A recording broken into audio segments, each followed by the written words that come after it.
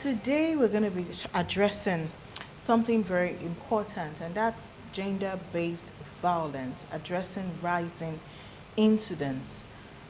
It's been a reoccurring issue. It's not like gender-based violence started today. And when I'm talking about gender-based violence, I'm going to be focusing on the female gender specifically. And in the past 2 months, we've just been making headlines. Ladies and all the, it seems like all the bad things that involves ritual killing is targeted at women. Organ harvesting, targeted at women. I don't know, what did the women ever do to the world? You see cops today, they'll say there's a girl's body they found at Social Junction. You get there, some vital parts of her body are gone. And then there are the ones that you hear on social media and even on the normal electronic media that have been killed by their loved one or killed by a close friend. There are hardly ever strangers involved in these cases. Then we even had the most recent one of the Simi guy that sings, and he cut off the head of the girl. It was very gruesome.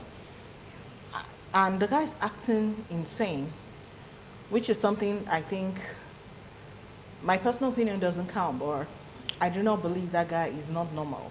He knows what he's doing, and he needs to go in for it.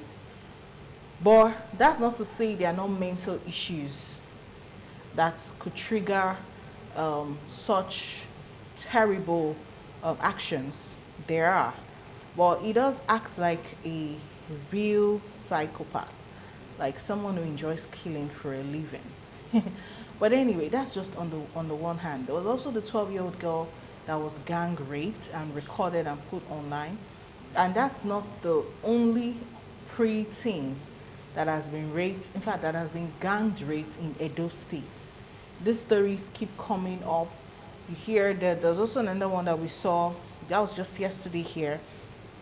The child is even a triplet. So one of the triplets was lured by her elder sister's boyfriend to an uncompleted building where she was killed and some of her parts were taken. The girl in question is just 10, and the guy who did this killing does this and is paid 200,000 naira to do it. So when he gets that 200, he will give the girlfriend maybe something. Now I won't even know where the money came from. And it just keeps going on and on. And that's why today on Woman to Woman, we're going to be talking about gender-based violence, addressing rising incidents. And I have Blessing Igbo with me in the studio. She is a member of the Nigerian Girl Guides Association. Blessing, is such a delight to have you. It's been such a long time. Yeah, it has. Good Happy New afternoon. Year. I wish you the same. Good afternoon. That we're able to pull you out of your very busy schedule is a miracle. You're too busy. Well, what can a girl do? You hustle too much. All right, so we're going to talk about these issues, and I know as a member of the Girl Guide, this is not new. It's not something that we've not heard. In fact, why do we even have the Girl Guide? It's part of these things. Yeah. We need to learn to protect ourselves and learn some other things as ladies. And so it's a delight to have you here. But how aware do you think women are that they are even being targeted right now? Well, I think basically it's how our society has become structured in the recent times. We are a society that's very conservative. We do not like to share private business in public. But however, that has changed now. Private business is now in public. And well, to a large extent, it's good because we would not have been hearing of cases of violence when they were being perpetrated in private. But because private life is now becoming public, so people now get to share a lot of incidences, and people are now aware of what they can be doing for them. So in a nutshell, I think it is just the level of awareness is growing now. And yes, I know a lot of women know that they are being targeted. However, a lot of times we like to do a prayer to say it's not my portion. and then we look the other way when it is happening to the next person. Because there's an adage that they say that the fire that is catching in another place is not my business. The one that was set here is the one that I set. So, and a lot of the times you discover that maybe breeze took that fire, and just Experience. different kind of environmental factors could have taken that fire to that other place where it is now. So why not just move, check why? Why is this fire here? What can I do to quench it? And probably you'd stop the situation, not make it become worse than it already is. That's amazing. Never really viewed it from that angle. Okay. Now, talking about all of these issues now, we need solutions basically. Yeah. We're addressing this rising incidence and what we can do to reduce it and to protect the girl child. That's our focus right now. Do you think our society today is actually encouraging this violence against women as it stands? Or could it be our culture, our traditions, our religion? What could possibly be making it rise so much? It's multifaceted. You cannot just say it is just one thing that is causing this trend. It's a diverse range of things. If you look at it from societal norms, where society encourages toxic masculinity, violent masculinity, and then you tell a child who is a male not to cry when he's hot, you begin to build in them that it's not proper to feel hot. So because they do not feel it, they cannot empathize towards another person. And at that point, it's like somebody doesn't know what it means to be hot. It doesn't know. Once there's a feeling of hot, it bustles it up. And then another person is now feeling hot close to him, and then you expect him to extend a hand of fellowship. He doesn't know. He cannot empathize because he doesn't know how to feel it. So we have also traditional norms, especially the harmful traditional norms. But I also would, if I look at my family, I look at my great-grandpa, I look at some other persons who are old in my family, and I see the way they treat their women. And I tell myself that this is not actually, violence had not been something that was really embedded in our society. So where did it come from? Because I see these people treating their women with respect, despite the fact that they were polygamists. They treated every woman with respect, with empathy, with support. So you say you want to learn a skill, you want to go to school. Your father would definitely look for a way to get around it, to make sure that you go. Or, better still, support your mother to be able to help you when it is a case of polygamy. Now, we now come to peer pressure. People telling others who have been hurt, people who have been hurt and have not been able to heal from it, telling others that, how can you allow somebody to talk to you in that manner? And the person is like, it doesn't matter. I say, it matters. Go and slap that person. Go and do this, go and do that. And you see, that's a way, pressure. And the person turns around to go and do what has been said. Or Just to prove a point. there's just so many. Yeah. And it's quite saddening to see that this has become a reality. And it's something that girls have to live with. Yeah. And it's painful, you know, that a girl will go out, she wouldn't know what she will meet. Or what about those who this violence is perpetrated against them in the home? That's even worse. Worse. Because You have you nowhere go to out go. there, you know that you're meeting whatever you meet, but you know that when you go back home, there's safety, there's shelter, there's love, there's protection at home. But what about a girl who cannot find that at home? It's quite saddening. Interesting. But what can we do as a community, as a people, to begin to curb this? We'll also get to the part where girls should also, what girls can do to empower themselves to not be a target. Especially now that Valentine is coming. The song is already everywhere. Valentine is coming. Where is your boyfriend? Everybody is ready to bubble on that day. Sure. And if you're not out, you don't go on a date on that day. You're not a happening babe. You're not the true babe. And a lot of crimes are going to actually happen on that night as well. Sure. And ladies need to be safe. But generally, as a people, what can we do to begin to reduce this? Where do we start from to start dealing with this issue?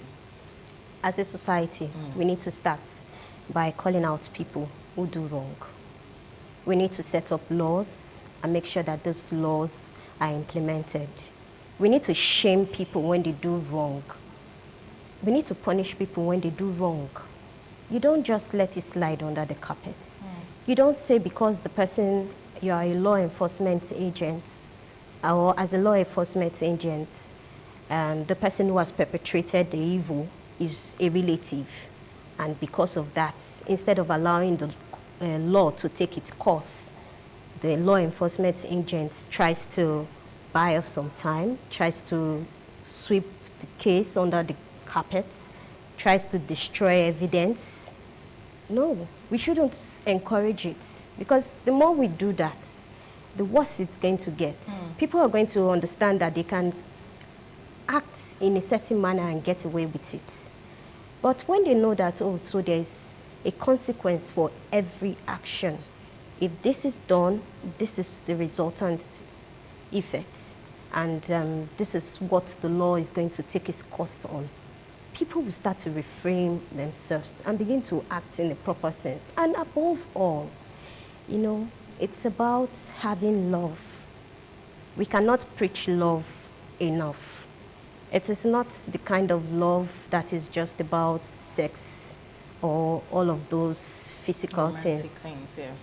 No, it is the love that the Bible preaches about, where it says, love your neighbor as yourself. So that means you must first and foremost love yourself. If I love myself, or as much as I love myself, I wouldn't want to hurt myself deliberately. So because of that, I shouldn't hurt another person deliberately. And a lot of the times in Nigeria here, what we see as violence is just the physical violence. We do not take note of other forms of violence, that there's psychological violence, there's emotional violence, there's a diverse range of violence. And these things have their effects. So if this is done to a person, there's a resultant effect that it has on that same person. How does the person begin to behave to others? So it becomes a ripple effect. It's now a chain that never ends, just a circle that goes on. So we need to, first and foremost, as people, as Nigerians, as human beings, take care of ourselves, look inward and feel the love, and spread the love to others. All right, so for the women, because this is a matter that is targeting women, especially, what can we do to help ourselves as individuals, just in case society decides that they don't want to carry this burden and help us? As a young girl, as a mother, as a teenager, how do we protect ourselves? What can we do to be better, to be safer, and to ensure that we don't continue in this toxicity in general?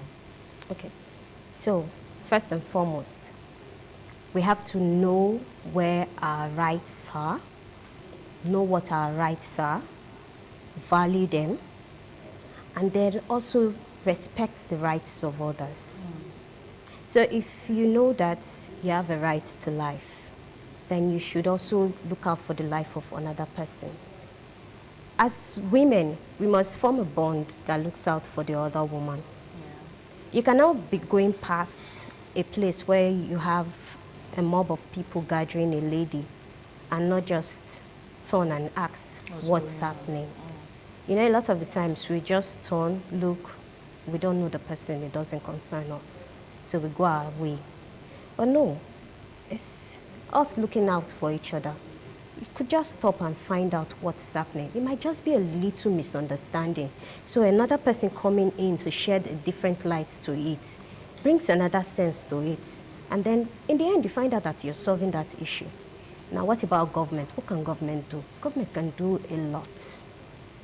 There's the VAP law, the Violence Against Persons Prohibition Act. So that's act. Let's call for implementation. I know that there are a lot of cases, but we do not hear about the implementation of this law. How many persons have gone in for XYZ crime committed? And now there's different definitions to what violence is according to that law. And mind you, there was, during the 16 days of activism for last year, so while we were at Oselu Market on a sensitization round by the Nigerian Girl Guide Association, we got a lot of persons who said to us that a lot of the problems that women face, especially as concerns rape and all of the others, is because of what they wear. I knew that would come up. So, and I was shocked, and I said, okay, fine. A 6-month-old baby that What was did they wear? raped. The diaper. What was she wearing? The diaper was. What was enticing? What could have made a person feel aroused up to the extent of having sexual intercourse with a child? Okay, what about a woman who is mentally deranged? What happened? How?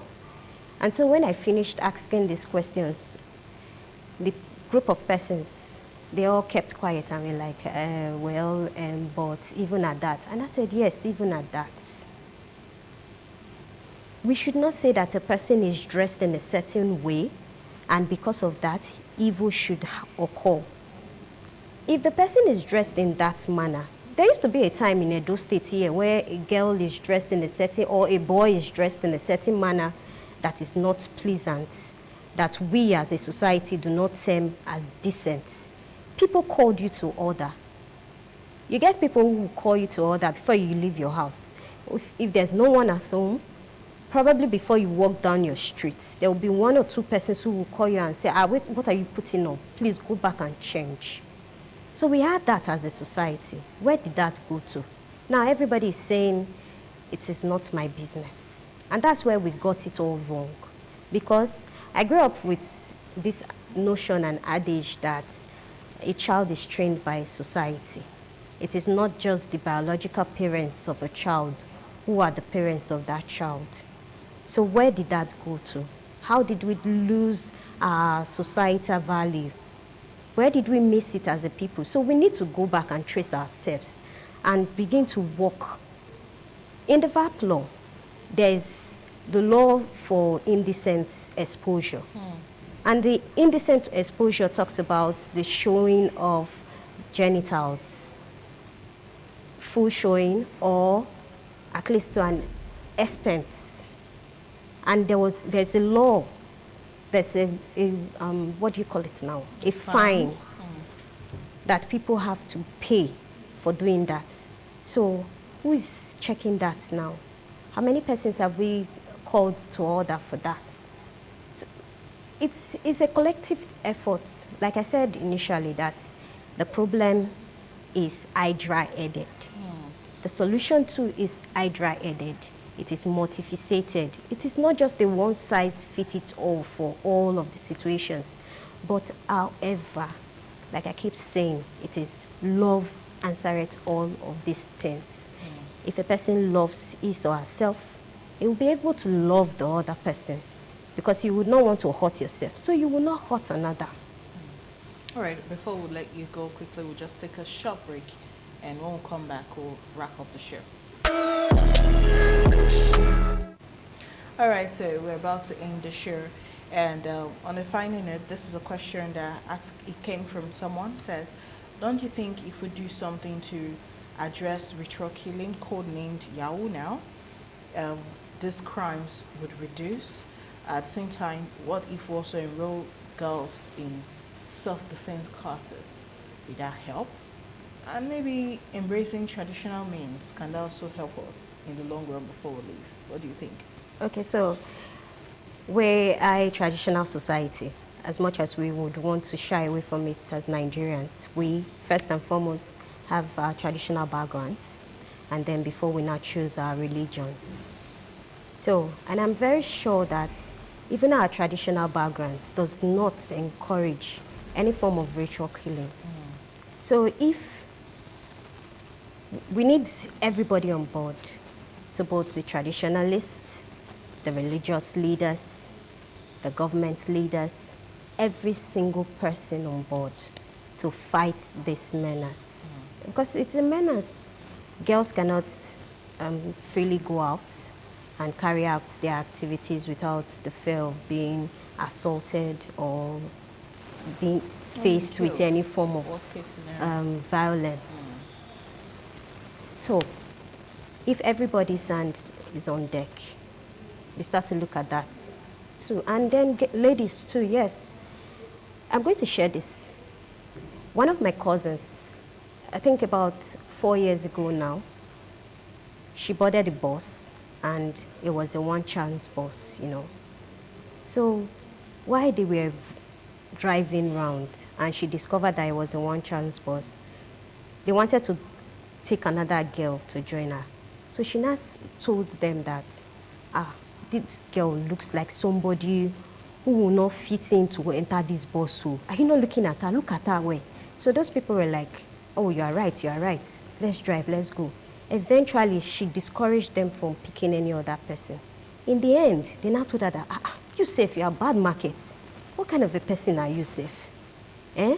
Because at that point, she was calling them brother, uncle. She was using the power of negotiation. But I know that it was God who was on her side. But then also, she behaved herself. She didn't get in and now start screaming or start doing one thing or the other. She just took them like she knew them before now. And she started to talk to them. And eventually, they dropped her off. They were going to drop her in a point that she felt was not safe for her. She now told them that if they drop her there, that she's not feeling safe there, let them take her to another place and drop her. And eventually they did that. When she got home and she told us, and we asked her, we said, this happened to you. Because the way she was looking, we knew that there was something wrong. So eventually, it's amongst all of us as society, we need to work together. We will fix it and we can fix it. So yes. Okay. So I want to say a big thank you to you, Blessing Ebon. Thank I you. wish we had time to talk some more on this, but maybe we'll have to create another time Okay. to bring you to the studio. Maybe not gender-based violence, but we will definitely be bringing it back real soon. And the thing is, everybody, all hands really must be on deck. It starts from the home front. What kind of sons are you raising? What kind of daughters are you raising? Are you raising them to be weak? Are you raising your boys to be violent without necessarily realizing that that's what you're doing? Some parents need to start going for parenting classes to learn and unlearn what they've learned before and relearn the right way to parent children. And pushing your children to strive for wealth is not the only thing you have to offer them. This pressure to make quick money is also one of the reasons why we're having these problems on the rise. Mothers are even carrying the children to register them on the ritualist to learn the skill of ritual killing. And they don't think that that's what they're doing, but actually that's what you're doing. So we all need to be careful. We need to teach our children to defend themselves, our girl child, and all of this will become maybe a thing of the past. Who knows? I don't know when this will happen, but tiny droplets of water eventually will make a mighty ocean. I'm positive that we can change this course and we can make it better for us as Nigerians, especially for the ladies in Edo State. And these are the Esakadi things. So watching Women to Women today. See you next week.